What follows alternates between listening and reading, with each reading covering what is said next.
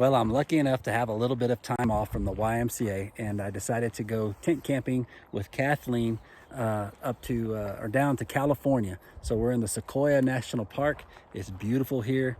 We're staying in a little campground called Sunset. We've got a little campsite. Here it's only tent camping. When we camp, I use the back of my Subaru as my sleep vehicle. It's been pretty well set up, and I'll make another video on exactly what kind of equipment we use to do that. But today I wanted to talk to you about our shower. One of the things we wanted to have was a shower, and there's a variety of, tent type showers available on the market. This is the one that I have. But one of the rules of the National Park Service is that you have to make sure you contain the gray water that comes off of your body from going into the soil at your campsite. So I came up with a way to do that I wanted to share with you, and this is it. So what we've come up with is to take our portable shower and set it up on a blue tarp. And I've rolled the edges of the tarp up so it will go underneath the places where you stick in the tent stakes. And that rolled up edge should contain water.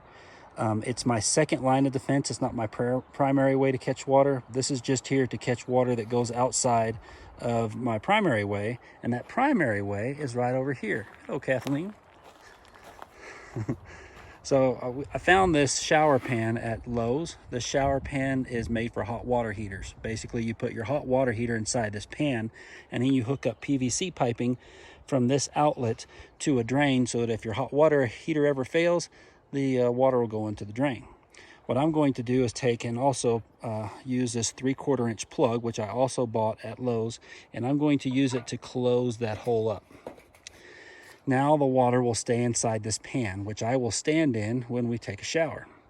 I then bought this Drummond 12-volt non-submersible transfer pump from Harbor Freight Tools. It comes with a few things. It comes with this, which sits inside the pan, and it has holes on the bottom, and it sucks water through the holes. The water is sucked up through here, through this hose, and this hose doesn't thread in there. It just fits with kind of a soft pliable rubber. You just squeeze it in there, and this way when there's water in the pan, I can suck it up through this hose, and this hose will be connected to the inlet side of this pump. It will then go out the outlet side.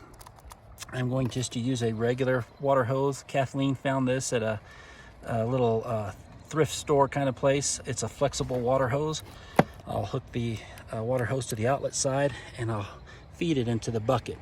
The bucket I got at Harbor Freight, and I bought a lid with it, so after the bucket is full of gray water, I can put the lid on it, and then I can carry it up to the restroom and dispose of it in a sanitary way. The only part of the plan that doesn't work for me are these. These Alligator clips are meant to provide power to the pump by you attach it to a 12-volt like car battery. I don't want to use these.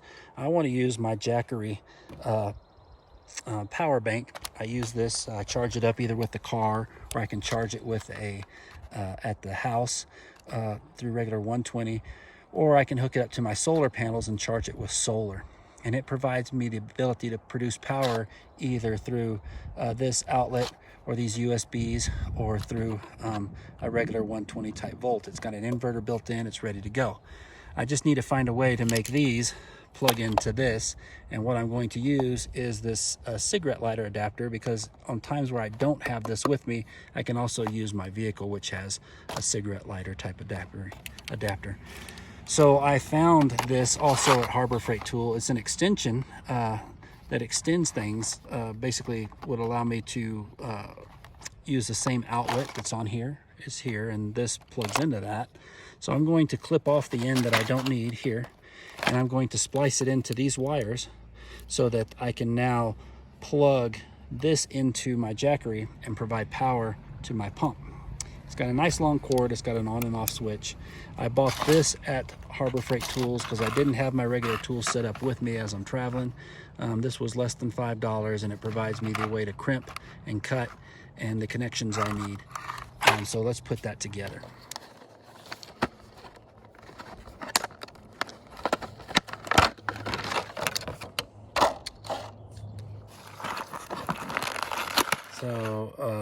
these have a wire cutter part right here that I'm going to use to cut this part of the wire off. All right.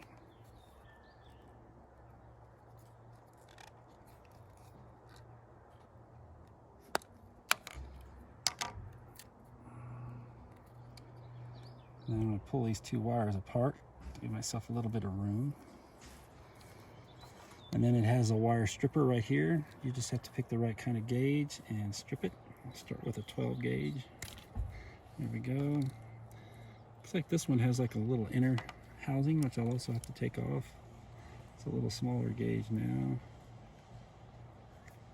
Really small.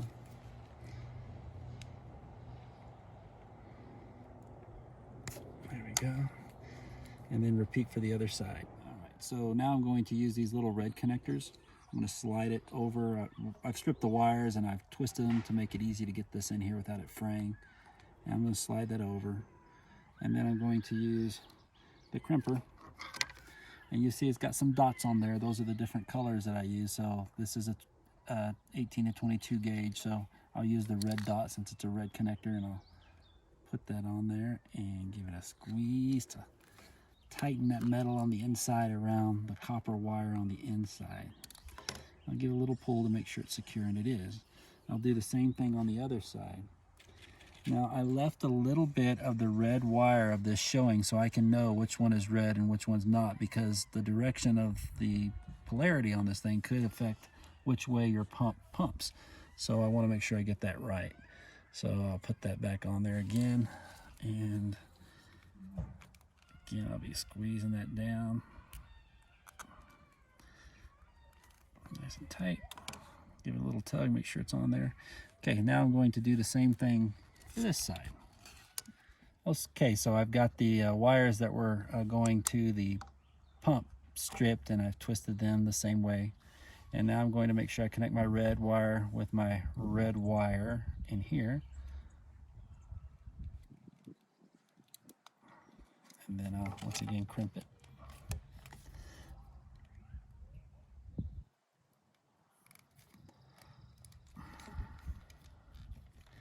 Give it a little tug, make sure it's tight. Same thing on the other side.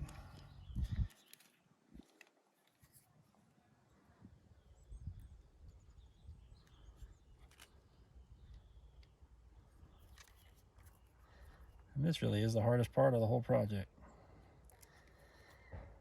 All right, and we're good to go. Now it's time for a little test. So I'll turn on the 12-volt side of my Jackery. It's at 100%. You can plug in my charger. I can see I got a red light showing that I'm good. And then I can turn on. So this is kind of the final setup. So inside the tent here, we have the shower pan. And I noticed pretty quickly that I could use this protruding side of the PVC inside the shower pan to tuck this triangular black piece under. You can see it's kind of tucked underneath there, and that kind of keeps it flat, keeps it in the right position. I run the hose out the corner here, and we can use the zippers to make it so there's plenty of privacy with just the hose coming out. The hose is going to run up into the outlet side of the pump, and then out from the from the inlet side of the pump, and then from the outlet side, it's going to go into the bucket, and the lid holds down the water hose so the high pressure won't make it flop out like it did a little while ago. Kathleen had a great idea about just using the bucket as a platform to set the pump on, because it keeps it elevated off the ground, keeps it dry. And we just hung the wire so that the switch is right outside the shower door, so you can open up the shower door and reach out and turn on the switch without exposing anybody. And then the power runs over here to our Jackery unit, which we'll just keep back over here so it stays out of the way of water and stuff like that. And that's a good system. Thank you very much for watching. Please like and subscribe. We appreciate you.